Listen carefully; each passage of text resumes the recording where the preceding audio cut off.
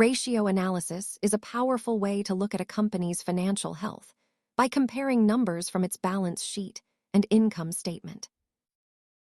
Think of these as the dashboard lights of a business, giving you quick insights into performance and potential risks. Analysts typically group these into four main buckets: liquidity, profitability, debt, and efficiency ratios. By checking these metrics, you can quickly see if a company is managing its cash effectively or if it is over-leveraged. Liquidity looks at immediate survival, while solvency looks at the company's ability to stay in business for the long haul. A current ratio above 1, generally, means the company has more assets than liabilities do within the next year. Context is everything.